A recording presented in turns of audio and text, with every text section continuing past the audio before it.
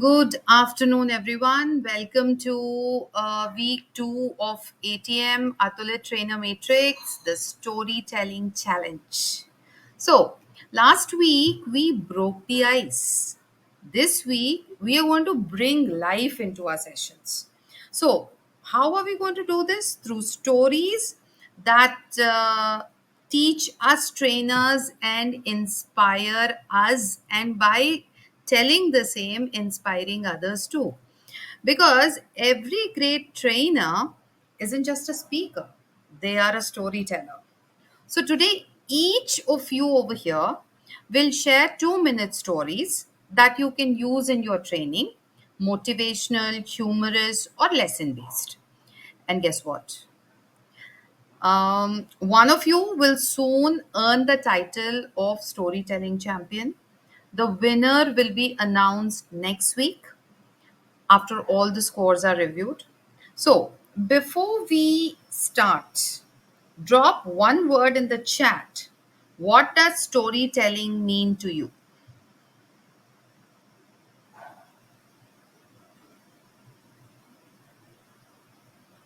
So, yes, waiting for your messages. Instant connect. Thank you, Bindu, for that. Yes, Divya, what would be that one word?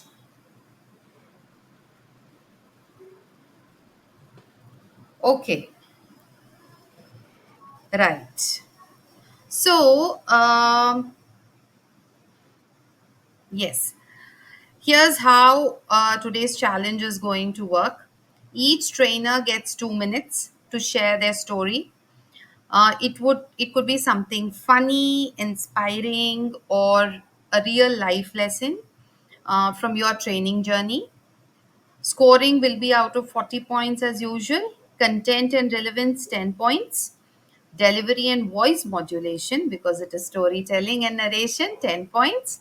Engagement 10 points. Time management 5 points. And creativity 5 points. And so without further ado, let's just dive in. Our first storyteller is Bindu. Bindu, your 2 minutes start now. Thank you so much, Radhika, for this opportunity. And before I begin with my story, I would just like to figure out, has any one of you ever been in the teaching fraternity, or you know some teacher, anyone in your family? Radhika. All right. So I'm sure today's story would be your story as well, my story as well. And it's all about the recent training that I had in one of the schools. And as a teacher for 26 years, I have been into the system and I know how in and out the teachers work in with their heart and soul. But over a period of time, with the workload they have, apart from taking care of children, is something that bogs them down. To an extent, they really forget the kind of magic that they can create. So, this workshop that I had gave me that opportunity to bring back that spark that the teachers actually forget that they have. And all my effort was to revive that spark. And honestly, my presentation had just 3 slides. The first one, with which they could relate, where I showed multiple hands coming out and a lot of things being done by the teachers themselves, like registers and attending calls and WhatsApp messages and so many other things. And that is what brought the instant connect between them and me. They instantly related to it, and I just told them, behind all this is the real you. And how did I bring that out? What I did was I just divided them into 6 groups, gave them the case studies, the classroom scenarios, where how do we generally react to certain situations. For example, if the children are not listening, what do we generally do? We just immediately snap at them and try to fix the things as soon as possible. forgetting that there are beautiful alternatives that doesn't even make the child feel bad about it. And those 6 studies were the turning point, Radhika. Imagine the teachers understood and realized that what were they doing to the children, and gradually towards the end they came up with such beautiful solutions, and they themselves admitted that there are times when they really need to sit back, talk to themselves, reflect, and see that there are such beautiful ways in which we can interact with children so that they grow up beautifully, happily into happy beings. And towards the end, I could see they collaborated, they came up with the solutions, and naturally, they had built a code of conduct for their own selves. So, the room that was gloomy, the room where they felt, what are we going to do today, turned into a celebration where each one realized their self worth and how that self worth could be used to bring, to prepare that beautiful environment where they connect with their colleagues, where they connect beautifully with the children, and of course with the parent fraternity. So I'm so glad that I could make the difference. Thank you so very much. Thank you, Bindu. Thank you so much. It was a fantastic story. Trainers, drop one word in the chat that describes how this story made you feel.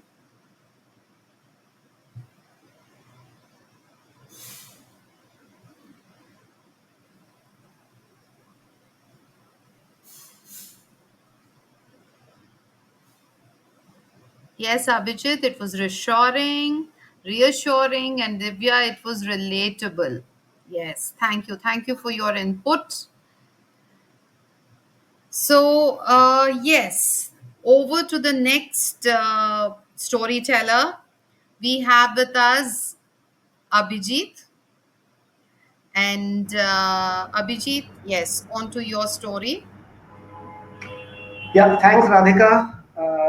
This is quite a recent one. So, yesterday I had this opportunity of doing a faculty workshop for our in house educational institute, where I am the knowledge partner. And this institute is a college which is affiliated to a state university and runs mostly mix of courses at the undergraduate, postgraduate level, uh, common streams like art, science, commerce, humanities, and agriculture, because it is located in the rural hinterland, say an hour and a half, say an hour and a half drive from Lucknow, the state capital.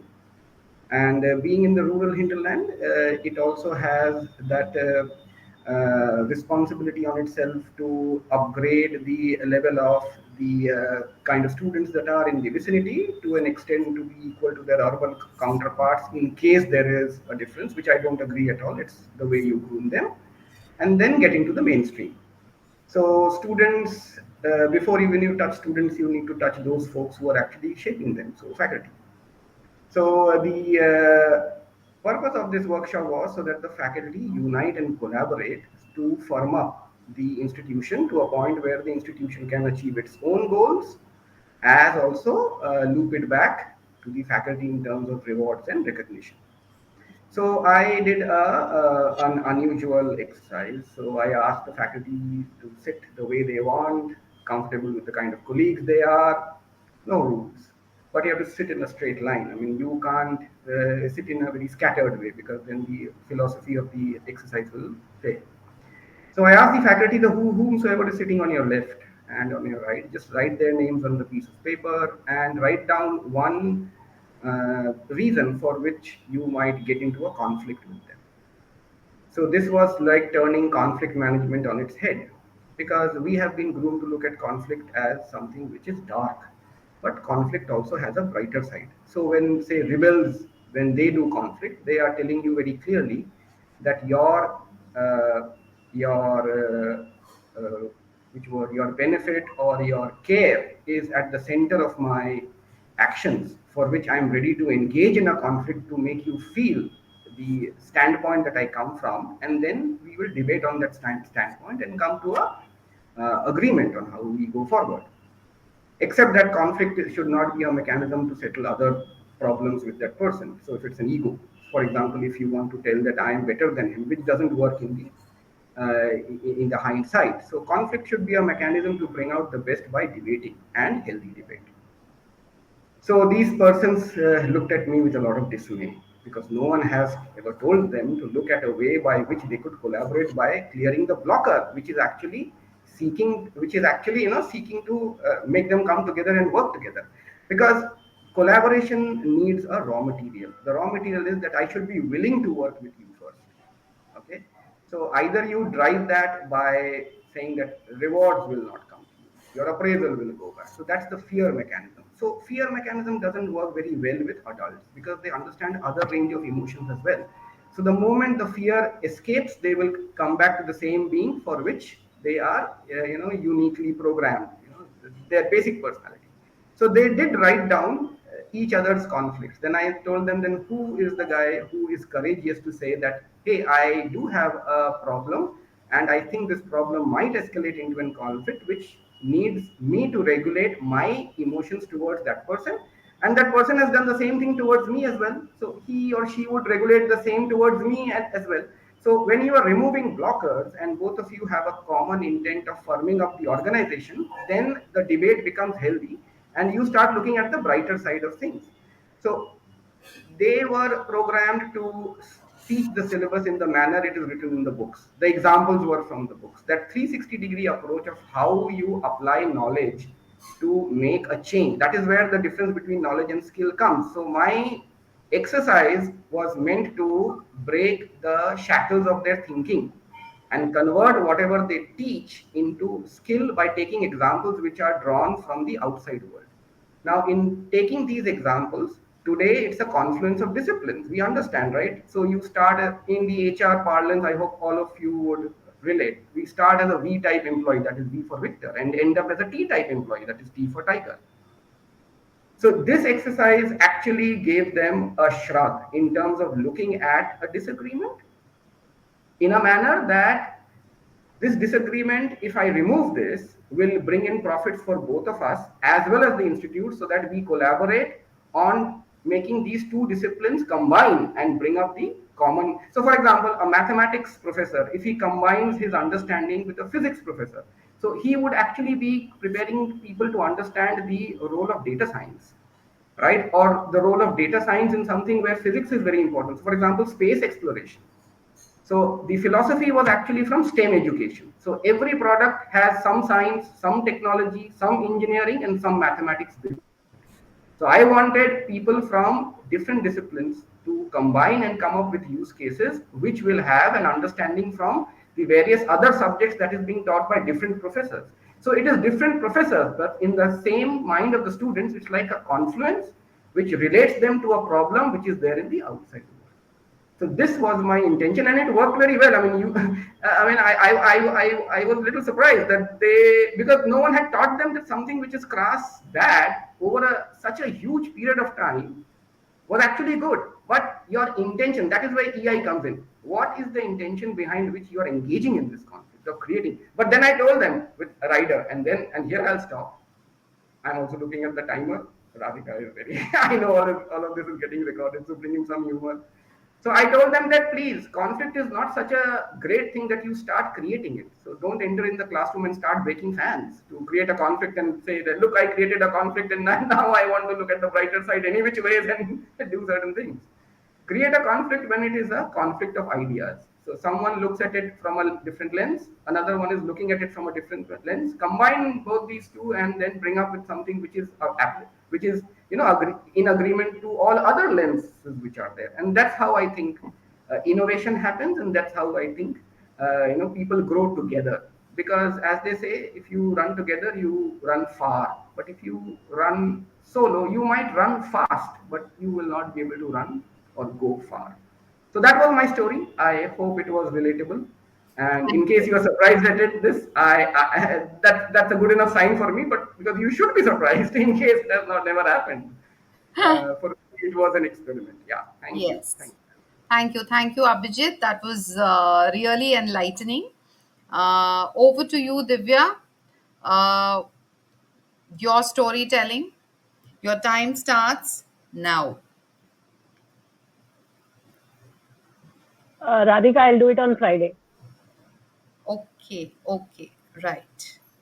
Fine, no issues. Mm. So Divya has an internet connection issue, so her voice is getting cut, so we cannot take it further with Divya. While Bindu and Abhijit, wonderful storytelling, and it was a wonderful ride of emotions and insights. And before we wrap up, uh, I'd like to know what you call Bindu. What did you think about Abhijit's story? Yeah, thank you so much, Radhika, for this. And Abhijit sir, I'm meeting you for the very first time, and happy to see you here virtually. And I loved your concept of how to tackle conflict, how to manage conflict. To whatever you said, it really makes sense to me because it's talking and it's about respecting perspectives. And I think when we understand that that's the first step forward to sort a conflict. So to somebody it might appear a 6 from an angle, and to the other person it might appear to be 9, but none of them is wrong. So that is what we really need to figure out, that yes, we have our own ideas, our perspectives, and how important it is to respect that. Once we all understand that, I think that your activity that you did was actually towards this, and really making everybody realize that yes, there is a certain way where we can sort certain issues, rather than just having that kind of ego that no, whatever I am saying is right. And for that you brought it beautifully, brought it forth that you had people from different departments, and that is how the kind of collaboration which is required in the educational institutions. And to sum it up, I would just say, to add on to what you just discussed, I would say that yes, alone you win a trophy, but together you win a championship. So this is what Yes. I think we all need to understand. Yes. Thank you so much, Radhika.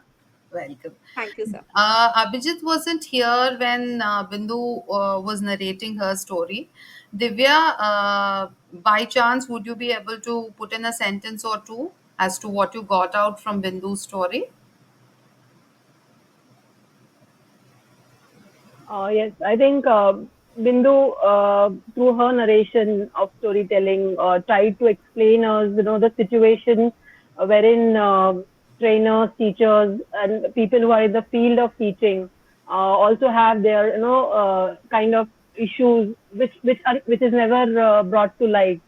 So they also need guidance, that care or understanding that these problems need to be addressed and adhered.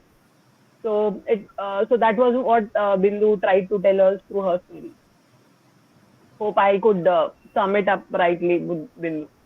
Okay, thank you. Yeah. Thank you so much. What about for Abhijit, Divya? As I said earlier, it's always nice to listen to Abhijit's speech and thoughts, and this was definitely one of them. So it's like argument and difference of opinion is a part and parcel of your, everyone will have their own opinions on things.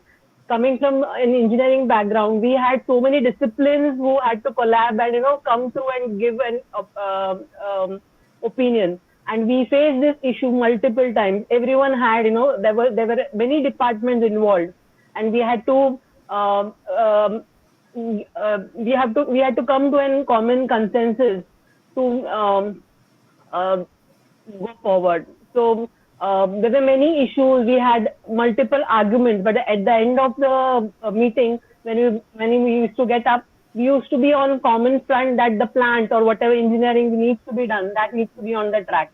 So I think Abhijit was gave an example on the same lines that even though we may have arguments and multiple opinions, it has to be directed on a single track that the company or the end result should be properly aligned. Thank you, Divya. So yes, now that we have our peer appreciation or peer review over here, uh, a few things from Atulit's end when it comes to storytelling. Uh, you know, storytelling hacks. Let us put it that way. So the first thing is your hook. It either needs to be a question, quote, or bold statement. You should always start your storytelling with that. Of course, humor, surprise, or heart touching emotions, heart touching honesty usually gets to the audience when you connect your story with the audience. Paint a scene, make people visualize. That is the most important thing, because online or offline, they need to visualize what you are saying. So your storytelling, your tone, your intonation, you need to describe. The most important thing when it comes to storytelling is you have to stop after 2 to 2.5 minutes, because if you don't, you have lost your audience. They are not listening to you, they are just seeing that you are moving. Out of 10 people, you will have hardly one listening to your entire story. So when it comes to audience, we have to be very, very aware of this. There is a reason why the challenge had 2 minutes, because the attention span of anybody in a corporate may be any adult, it stops after 1.5 minute. So even 2 minutes to 2.5 minutes, we are stretching it. Pause after sentences. Even silence can speak, basically. So you need to pause, you need to control your pace, you cannot go too fast. And always, when it comes to storytelling, you have to end it with a takeaway, a one line which does not have more than 4 to 5 words in it, because from your entire story, the audience will only understand that. Okay, so facts tell, stories sell. Just remember this. So these are the little hacks that we need to work on. If you're not already doing it, do it. If you're already doing it, well and good, excellent. And so that brings us to the end of today's challenge. um, your peers will review the score. Your peers will send in the scores and we will completely judge. And our storytelling champion will be announced in next week's Matrix group. Till then, take a moment to reflect on your own story, uh, the one you are living every day as a trainer. Your story every day, every day as a trainer is a new story, a fresh story for you. So drop one word in the chat that captures today's experience for you, and let's sign off with that collective energy. I'm really eagerly looking forward to that one. Enriched. Thank you, Abhijit.